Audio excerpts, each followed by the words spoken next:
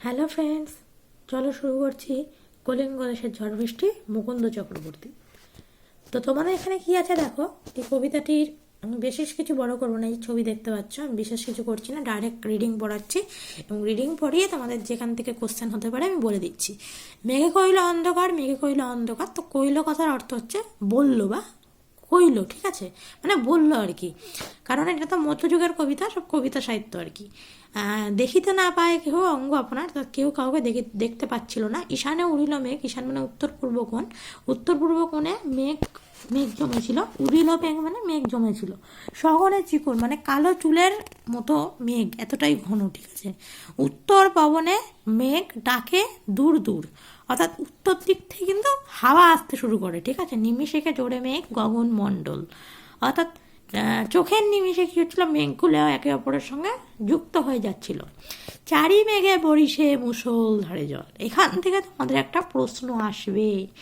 তোমাদের হয়তো এই লাইনটা তুলে দেবে যে চারি মেঘে বরিশে মুষলধারে জল, কবিতায় উল্লেখিত চারটি মেঘের নাম লেখো, এটা তোমাদের কিন্তু প্রশ্ন আসবে। তারপরে কলিঙ্গে উড়িয়া মেঘ ডাকে উচ্চনাথ, প্রলয় গানিয়া প্রজা ভাবয়ে বিষাদ, মানে কলিঙ্গের মেঘ কিন্তু উচ্চনাথ করছিল, অর্থাৎ উচ্চস্বরে ডাকছিল এবং প্রলয়ের কথা ভাবনা চিন্তা করে প্রজাদের মন কিন্তু বিষাদগ্রস্ত হয়েছিল। হুর হুর দূর দূর ভয়ে ঘন জ্বর, বিপাকে ভবন ছাড়ি প্রজা দিল রড, মানে কি না, ঝড়ের সেই হুড়ুর দূর দূর করে একটা আওয়াজ পাওয়া যাচ্ছিল কি, বিপাকে ভবন ছাড়ি প্রজা দিল রড, মানে ওই বিপাকে পড়ে বাড়ি ছাড়তে হয়েছিল, বিপদে পড়ে, ঠিক আছে, বিপদে পড়ে প্রজাদেরকে বাড়ি ছেড়ে দিতে হয়েছিল এবং অন্য জায়গায় চলে যেতে হয়েছিল। তারপর দেখো কি না, ধুলে আচ্ছাদিত হইল যে ছিল হরিত, উলটিয়া পরে শস্য প্রজা চমকিত, অর্থাৎ ধুলো দিয়ে কিন্তু ঢেকে গিয়েছিল, সমস্ত সবুজ গাছপালা ঢেকে গিয়েছিল এবং শস্য উল্টে উল্টে পড়ছিল, যার কারণে প্রজারা চমকিত হয়েছিল। চারি মেঘে জল দেয় অষ্টগজরাজ, যেখান থেকে একটা প্রশ্ন হবে যে চারি মেঘে জল দেয় অষ্টগজরাজ, এই লাইনটা তুলে দেবে, দিয়ে বলবে যে কবিতায় উল্লেখিত অষ্টগজরাজের নাম লেখো। তখন 8টি হাতি যে যে নামে ডাকা হয় তাদেরকে সেই সেই নামগুলো লিখে দেবে।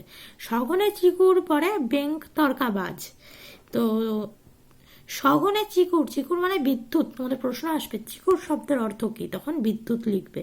করিকর সমান বরিশে জলধারা, জলে মহি একাকার পথ হইল হারা, এই লাইনটা থেকে প্রশ্ন আসবে মহি শব্দের অর্থ কি, উত্তর হবে পৃথিবী।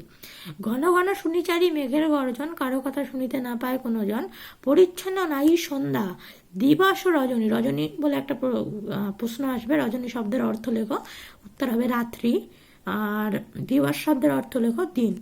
কলিঙ্গের সংগরের সকল লোক যে জৈমিনী, জৈমিনী শব্দের অর্থ লেখো, তখন উত্তর হবে হচ্ছে প্রলয় নিরোধক মুনি, প্রলয় নিরোধক মুনি।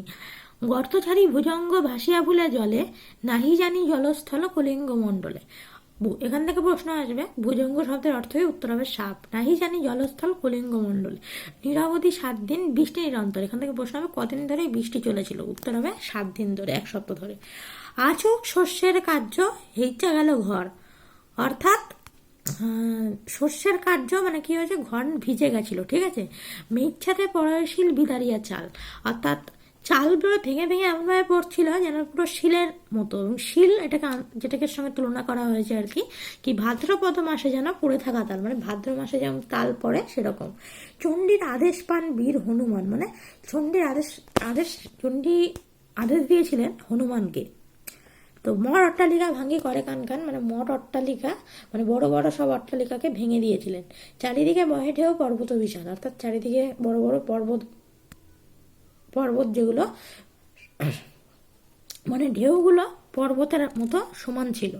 উঠে পড়ে ঘরগুলা করে দলমল, চণ্ডীর আদেশে ধায় নদ নদীগণ, অম্বিকা মঙ্গল গান শ্রীকবি কঙ্কন। বুঝতে পেরেছ?